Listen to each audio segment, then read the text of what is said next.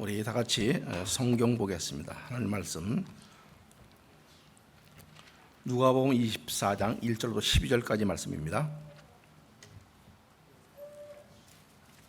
누가복음 24장 1절부터 12절까지 말씀 서로 교독하시겠습니다. 안식 후 첫날 새벽에 이 여자들이 그 예비한 향품을 가지고 무덤에 가서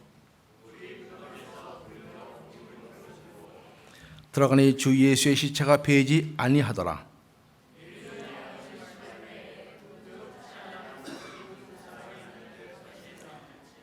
여자들이 두려워 얼굴을 땅에 대니 두 사람이 이르되 어찌하여 산자를 죽은 자 가운데서 찾느냐.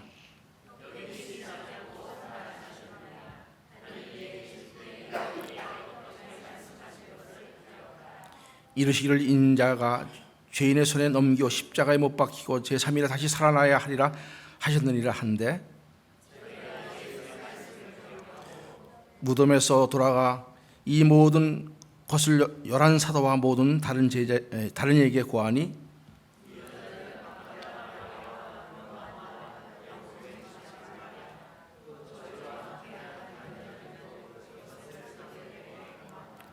사도들은 저의 말이 허탄한 듯이 배어 믿지 아니하나 베드로는 일어나 무덤에 달려가서 굽으려 들여다보니 세마포만 보이는지라 그 된 일을 기이 여기며 집으로 돌아가니라. 아멘. 우리 옆 사람들과 한번 인사 한번 같이 하죠.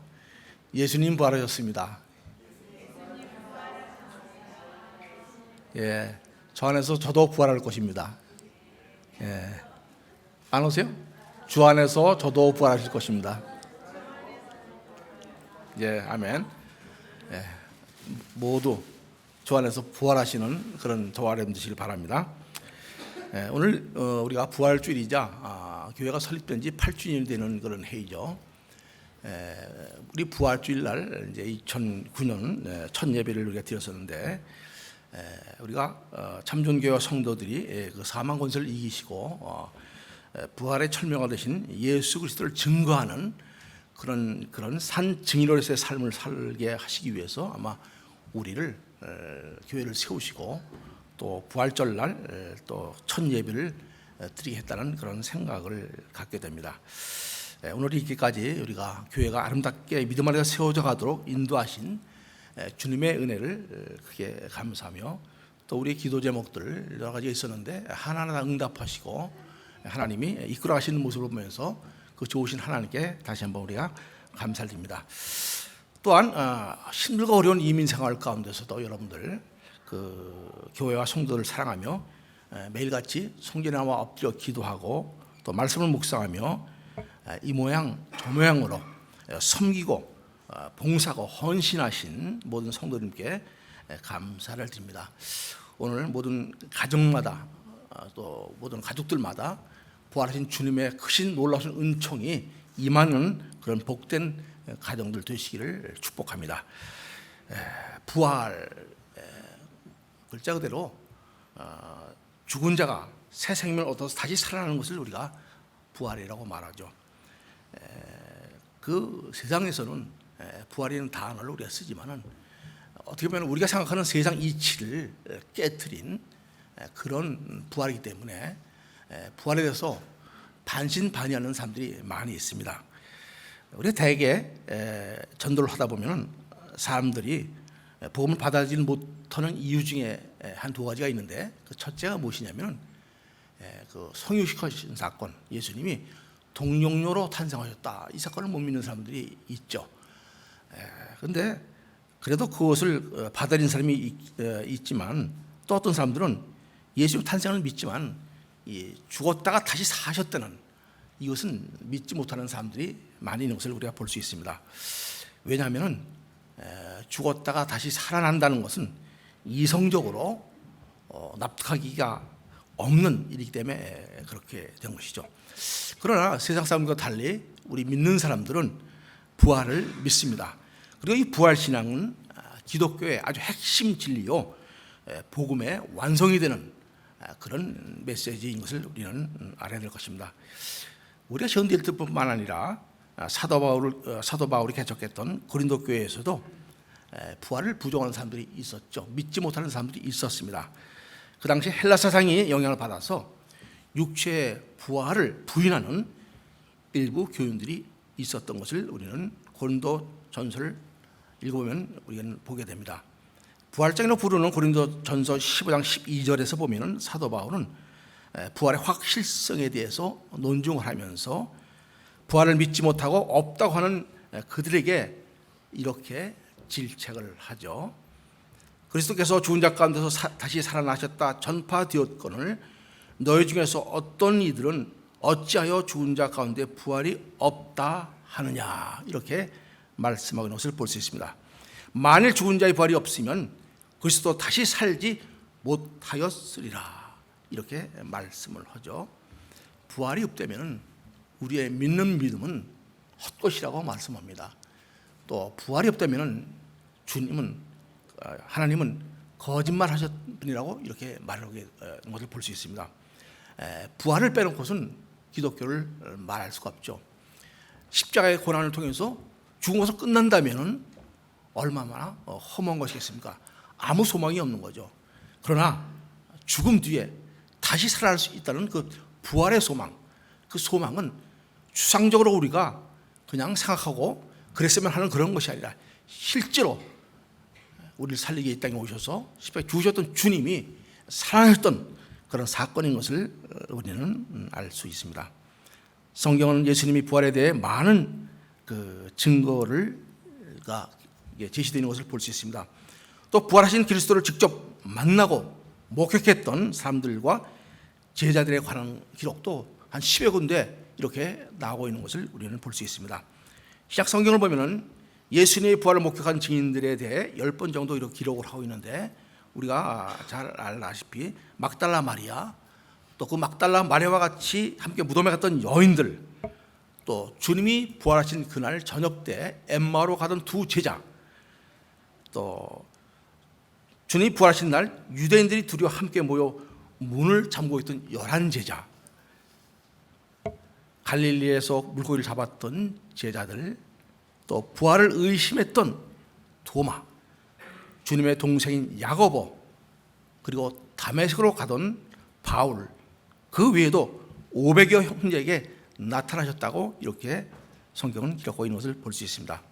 그 중에 고린도전서 10장 6절의 말씀을 한번 같이 보시겠습니다. 그 후에 500여 형제에게 일시에 보이셨나니 그 중에 지금까지 태반이나 살아있고 어떤 이는 잠들었으며, 예수 그리스도의 부활하신 것을 직접 목격하고 만지만 됐던 그런 제자들은 담대게 백성들에게 부활의 복음을 전하는 것을 우리가 볼 수 있습니다. 그러나 대제사장들과 사두개인들, 또 성전 맡은 자 같은 그런 종교인들은 부활을 전하는 이들, 그 부활의 복음을 전하지 못하도록 압력을 가하고 옥에 가두기까지 하는 일들도 일어나고 있었던 것을 볼 수 있습니다. 이런 사람들을 향해서 베드로와 요한은 사도행전 4장 20절에 보면 단호하게 이렇게 선포를 하죠. 우리는 보고 들은 것을 말할 수 없다 하니, 분명히 자신들의 눈으로 보고 들은 것, 만지만 된 그 부활의 실체, 부활을 없다고 할 수 없다고 부활을 부정하는 사람들에게 단호하게 선포하는 것을 볼 수 있습니다. 예수 그리스도가 부활하신 것을 실제로 보고 듣고 부활하신 몸을 만져왔던 제자들이기 때문에 그렇게 담대할 수 있었던 것이죠. 오늘의 본문인 누가복음 20장 1절과 10절에서도 보면은 우리는 움직일 수 없는 확실한 부활의 증거들을 몇 가지 발견할 수가 있습니다. 이 증거들은 주님이 부활하신 바로 그날 그 부활의 현장에서 실존했던, 드러나 있던 그런 확실한 증거들이었습니다. 그 부활의 증거가 무엇인지를 우리의 말씀을 통해서 잠시 한번 살펴보죠. 그 첫 번째 증거가 무엇이냐면 움직일 수 없는 증거 하나 있었는데 바로 빈 무덤이었다는 사실입니다. 예수님이 십자가에 달려 죽으신 지 사흘째 되던 날 예수님을 따르던 여인들은 예수님의 시신의 향품을 바르기 위해서 새벽 미명에 무덤을 찾았습니다. 아마도 여인들의 걱정은 어떻게 무덤 입구를 막아놓은 큰 돌들을 굴려낼 것인가, 아마 그런 것일지도 모르겠습니다. 그러나 무덤에 도착해 보니까 돌문은 이미 굴려져 있었고 무덤은 텅 빈 채로 있었습니다. 종교 지도자들은 예수님의 시신을 제자들이 훔쳐왔다는 말도 되지 않는 헛소문을 퍼뜨렸지만 무덤을 지키는 파수꾼들이 있었고 제자들은 유대인들이 두려워 함께 모여 문을 잠고 있던 그런 상황이었습니다. 그런 제자들이 생명 내놓고 예수님의 시신을 훔쳐갔다는 것은 전혀 설득력이 없는 그런 주장입니다. 요즘 말하면 찌라시 그런 뉴스죠. 아무 쓰잘데없는 그런 소식인 것을 볼 수 있습니다. 그렇게 빈 무덤에 대한 가장 합리적이고 확실한 증거는 예수님이 실제로 무덤에서 부활하셨다는 사실을 말하고 있는 것입니다. 두 번째 증거가 있죠. 바로 천사들의 증언입니다. 돌이 굴려져 있는 무덤을 들어가 보고 무덤이 비어 있다는 것을 목격한 여인들은 아마도 몹시 당황하고 놀랐을 것입니다. 오늘 보면 4절에 보면 이를 인하여 근심할 때 이렇게 말씀하는 것을 볼 수 있습니다. 바로 그들이 이게 어찌된 일인가 근심하고 있을 때, 염려하고 있을 때 그때 찬란한 옷을 입은 천사들이 나타나 어찌된 일인지를 몰라 근심하고 있는 여인들에게 어찌하여 산자를 죽은 자 가운데서 찾느냐, 여기 계시지 않고 살아나셨느니라고 말씀하고 있습니다. 또 갈릴리에 계실 때 너에게 어떻게 말씀한 것을 기억하라, 이렇게 천사들은 그들에게 말해줍니다. 갈릴리에 계실 때 주님은 제자들에게 무슨 말씀을 하셨나요? 누가복음 9장 22절의 말씀을 함께 보시겠습니다. 가라사대 인자가 많은 고난을 받고 장로들과 대제사장들과 서기관들에게 버림받아 죽임을 당하고 제3일에 살아나야 하리라 하시고, 여인들은 천사들이 말한 주님께서 갈릴리에 계실 때 하신 이 말씀을 바로 기억했습니다. 오늘 8절에 그렇게 말씀되어 있죠. 저희가 예수의 말씀을 기억하고, 여인들은 주님께서 하신 말씀을 기억하고 있었기에 주님께서 부활하셨다는 사실을 그들 앞에 놓인 현실 속에서 깨닫게 되었습니다.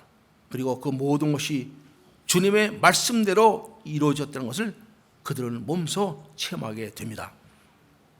이제 여인들은 모든 예수님의 말씀들이 과거의 교훈이 아니라 바로 지금 살아 역사하는 생명 있는 능력의 말씀인 것을 그들은 확신하게 된 것입니다. 그런 부활의 첫 목격자 되는 여인들은 즉시 발걸음을 돌려서 이 모든 되어진 일들을 여러 사도와 모든 사람들에게 알립니다. 9절의 말씀이죠.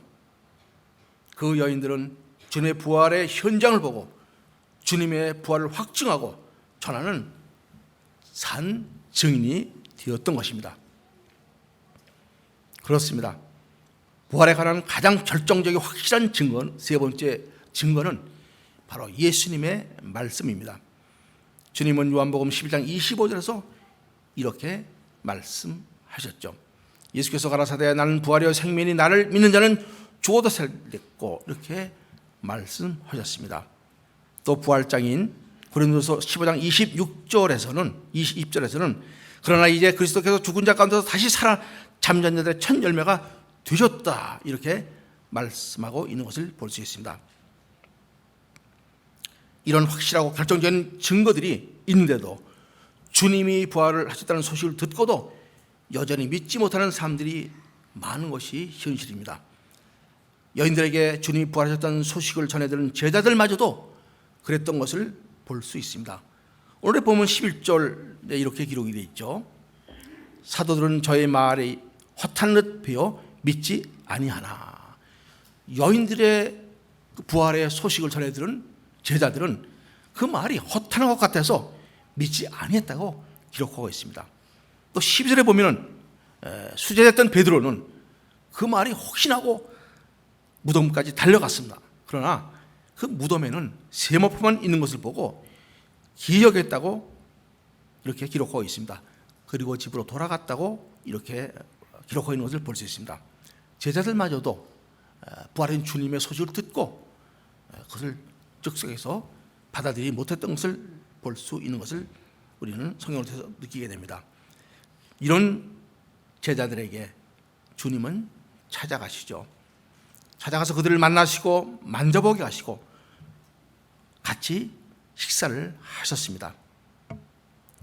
부활하신 몸을 직접 보이시며 그들을 부활의 산 증인으로 빚어가셨던 것입니다.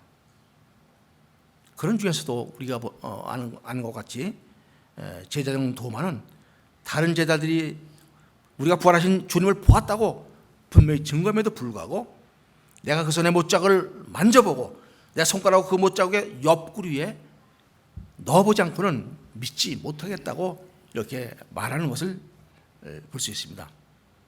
그런 도마에게 주님은 찾아가시죠.